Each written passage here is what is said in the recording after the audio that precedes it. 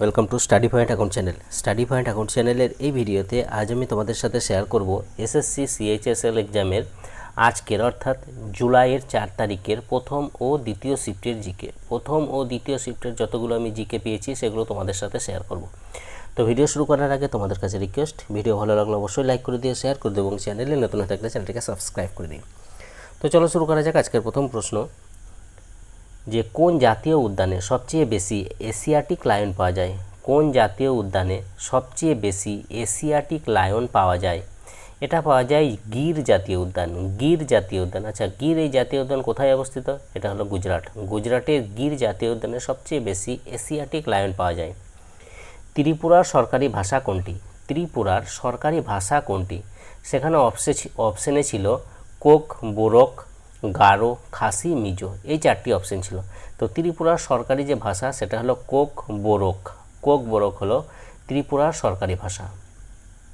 গিদ্ধা ভারতের কোন রাজ্যের লোকনৃত্য? গিদ্ধা ভারতের কোন রাজ্যের লোকনৃত্য? এটা হলো পাঞ্জাব। পাঞ্জাবের লোকনৃত্য।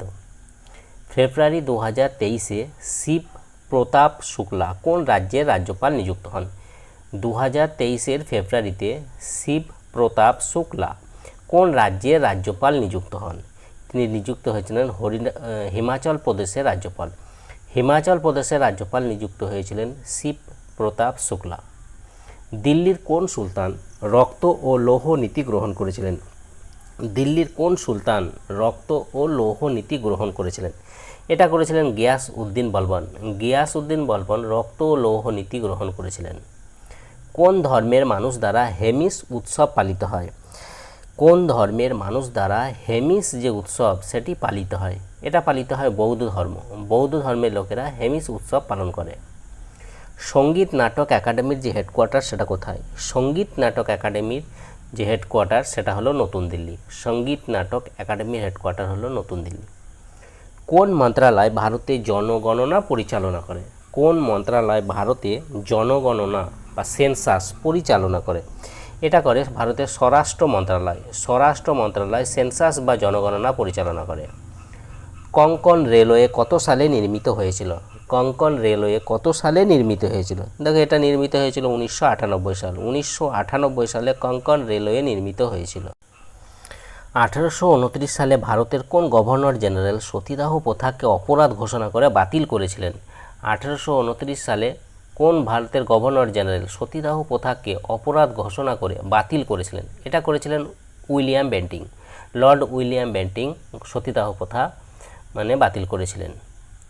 টেস্ট ক্রিকেটে প্রতি ঘন্টায় ন্যূনতম কত ওভার বোলিং দলকে বল করতে হয়? টেস্ট ক্রিকেটে প্রতি ঘন্টায় ন্যূনতম কত ওভার বল করতে হয় বোলিং দলকে? সেক্ষেত্রে অপশানে ছিল 15 ওভার, 10 ওভার, 17 ওভার আর 13 ওভার। এর সঠিক উত্তর হলো যে 15 ওভার। ন্যূনতম প্রতি ঘন্টায় 15 ওভার করে বল করতে হয় টেস্ট ক্রিকেটে। কেন্দ্রীয় বাজেট 2023-24 উপস্থাপনের সময় ভারতে জলাভূমি সংরক্ষণকে উৎসাহিত করার জন্য কোন প্রকল্প চালু করা হয়েছিল? কেন্দ্রীয় বাজেট 2023-24 উপস্থাপনের সময় ভারতে জলাভূমি সংরক্ষণকে উৎসাহিত করার জন্য যে প্রকল্পটি চালু করা হয়েছিল সেটা হলো অমৃত ধরোহর যোজনা। অমৃত ধরোহর যোজনা এই প্রকল্পটি চালু করা হয়েছিল। ডক্টর অজিত কুমার মাহান্তি বর্তমানে কোনটির চেয়ারম্যান? ডক্টর অজিত কুমার মাহান্তি তিনি বর্তমানে কোনটির চেয়ারম্যান? তিনি আছেন department of atomic energy. Atomic energy ডিপার্টমেন্টের চেয়ারম্যান।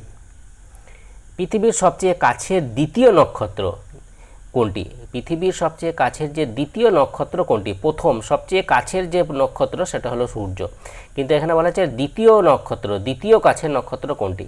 সেক্ষেত্রে হবে প্রক্সিমা সেন্টারাই। প্রক্সিমা সেন্টারাই হলো পৃথিবীর সবচেয়ে কাছের দ্বিতীয় সবচেয়ে কাছের নক্ষত্র। ক্রিকেটের সাথে সম্পর্কিত রঞ্জি ট্রফির নামকরণ কার নাম অনুসারে করা হয়েছে? ক্রিকেটের সাথে সম্পর্কিত রঞ্জি ট্রফি যে নামকরণ সেটা কার নাম অনুসারে করা হয়েছে? এটা করা হয়েছে রঞ্জিত সিংজি। রঞ্জিত সিংজির নাম থেকে নামকরণ করা। ইন্ডিয়া ফুটবল অ্যাসোসিয়েশনের অনুসারে ফুটবলের যে গোলপোস্টের রং কী হয়? ইন্ডিয়া ফুটবল অ্যাসোসিয়েশন অনুসারে ফুটবলের যে গোল পোস্টের রং সেটা কি হয়? অপশানে ছিল সাদা, কালো, নীল, লাল। তাই সঠিক উত্তর হলো যে সাদা। গোল পোস্টের রং হয় সাদা। মৌলিক কর্তব্য থেকে স্টেটমেন্ট বেসড কোশ্চেন ছিল, সেখানে 4টে অপশন ছিল। একটা ছিল যে মৌলিক কর্তব্য সংবিধানের 51A আর্টিকেলে উল্লেখিত, এটা ঠিক সঠিক ছিল। মৌলিক কর্তব্য সংবিধানের পার্ট 4A-তে উল্লেখ আছে, এটাও ঠিক ছিল। এছাড়া 2002 সালে 86তম সংবিধান সংশোধনীর মাধ্যমে যে 11তম মৌলিক কর্তব্যকে সংবিধানে যুক্ত করা ছিল, এটাও ঠিক ছিল। 3টি স্টেটমেন্টই ছিল ঠিক ছিল। যেটা ভুল ছিল সেটা হলো যে মৌলিক কর্তব্যকে 44তম সংবিধান সংশোধনীর মাধ্যমে যুক্ত করা হয়েছিল, এটা ভুল ছিল।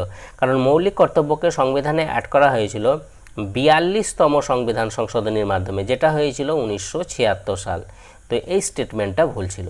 নেক্সট, ভার্চুয়াল ওয়াটার এর ধারণা প্রথম কে দেন? ভার্চুয়াল ওয়াটারের যে ধারণা সেটা প্রথম কে দেন? এটা দিয়েছিলেন টনি অ্যালেন। টনি অ্যালেন দিয়েছিলেন। ধর্ম নিরপেক্ষতা বলতে কি বোঝায়? এখানেও স্টেটমেন্ট বেস কোশ্চেন ছিল, সেখানে এই টাইপের কোশ্চেন মানে 4টে অপশন ছিল। যে একটা যেমন ছিল একটি ধর্মকে প্রচার করা, তারপরে অপশন ছিল সর্বাধিক সংখ্যাগরিষ্ঠ ধর্মের প্রচার করা, তারপর ছিল যে কোনো নির্দিষ্ট অঞ্চলের প্রচার, আর একটা অপশান ছিল কোনো ধর্মের প্রচার করা যাবে না। তাই এর যেটা সঠিক উত্তর হবে সেটা হলো যে কোনো ধর্মের প্রচার করা যাবে না, ধর্মনিরপেক্ষ বলতে সেটাই বোঝায়। নন্দা দেবী যে বায়োস্ফিয়ার রিজার্ভ সেটা ভারতের কোন রাজ্যে অবস্থিত? নন্দা দেবী বায়োস্ফিয়ার রিজার্ভ ভারতের কোন রাজ্যে অবস্থিত? এটা অবস্থিত উত্তরাখণ্ড, উত্তরাখণ্ডে অবস্থিত। আইসিসি টি20 বিশ্বকাপ আয়োজন করবে কোন দেশ? আইসিসি যে টি20 ক্রিকেট বিশ্বকাপ সেটা আয়োজন করবে কোন দেশ? এটা করবে ওয়েস্ট ইন্ডিজ ও ইউএসএ অর্থাৎ সংযুক্ত আমেরিকা। তো এটা অলরেডি খেলা হয়ে গেল। আমাদের দেশ ভারত এটা দক্ষিণ আফ্রিকাকে হারিয়ে এই কাপ জিতলো। আইসিসি টি20 যে বিশ্বকাপ সেটা জিতেছে দক্ষিণ আফ্রিকাকে হারিয়ে। সার্ন সিং কমিটি কতগুলো মৌলিক কর্তব্য সাজেস্ট করেছিল? সার্ন সিং কমিটি কতগুলো মৌলিক কর্তব্যকে রেকমেন্ড করেছিল? দেখো, এটা কিছুদিন আগে যে সিপিওর পরীক্ষা হলো সেখানেও এই কোশ্চেনটাই ছিল। এটা করেছিল মোট 8টি মৌলিক কর্তব্য রেকমেন্ড করেছিল। 100তম সাংবিধানিক সংশোধনী কত সালে হয়েছিল? 100তম যে সাংবিধানিক সংশোধনী সেটা কত সালে হয়েছিল? এটা হয়েছিল 2015 সাল, 2015 সালে হয়েছিল। প্রকাশ সিং বাদল কোন রাজ্যের মুখ্যমন্ত্রী ছিলেন যিনি 2023 সালে মারা যান? প্রকাশ সিং বাদল তিনি কোন রাজ্যের মুখ্যমন্ত্রী ছিলেন যিনি 2023 সালে মারা যান? তিনি পাঞ্জাবের মুখ্যমন্ত্রী ছিলেন, পাঞ্জাব। হিন্দু ক্যালেন্ডার অনুসারে দশেরা উৎসব কোন মাসে পালিত হয়? হিন্দু ক্যালেন্ডার অনুসারে দশেরা উৎসব কোন মাসে পালিত হয়? এটা পালিত হয় আশ্বিন মাসে, আশ্বিন মাসে পালিত হয়। এছাড়া সার্ক এর ফুল ফর্ম জিজ্ঞাসা করা ছিল। সার্কের ফুল ফর্ম হলো south Asian association for regional cooperation, south Asian association for regional cooperation. 2023 সালে যে পুরুষ হকি বিশ্বকাপ ভারতের কোন দুটি শহরে আয়োজিত হয়েছিল? 2023 সালে যে পুরুষ হকি বিশ্বকাপ সেটা আয়োজিত হয়েছিল আমাদের ভারতে। তো এখানে বলা হয়েছিল যে কোন দুটি শহরে আয়োজিত হয়েছিল। একটা হলো ভুবনেশ্বর ও 2 নম্বর হয়েছিল রাউরকেলা, ভুবনেশ্বর ও রাউরকেলা। ক্যানেবল কোন দেশের ন্যাশনাল গেম? ক্যানেবল কোন দেশের ন্যাশনাল গেম? এটা হলো মায়ানমার, মায়ানমার এর ন্যাশনাল গেম হলো ক্যানেবল, মায়ানমার। কোন চোল রাজা তাঞ্জোরে বৃহদেশ্বর মন্দির নির্মাণ করেছিলেন? কোন চোল রাজা তাঞ্জোরে যে বৃহদেশ্বর মন্দির সেটা নির্মাণ করেছিলেন? এটা করেছিলেন প্রথম রাজরাজ, চোল রাজা প্রথম রাজরাজ তাঞ্জোরের বৃহদেশ্বর মন্দির নির্মাণ করেন। এছাড়া পারাক এ আর কি ডিনোট করে? এই পারাক যে ফুল ফর্ম তা সেখানে আর কি ডিনোট করে? আর এর কি ফুল ফর্ম? আর হলো রিভিউ, আর রিভিউকে ডিনোট করে। এছাড়া প্রথম যে প্রোগ্রামেবল কম্পিউটার কোনটি? প্রথম প্রোগ্রামেবল কম্পিউটার কোনটি? এটা ছিল ENIAC, এটা হলো প্রথম প্রোগ্রামেবল কম্পিউটার।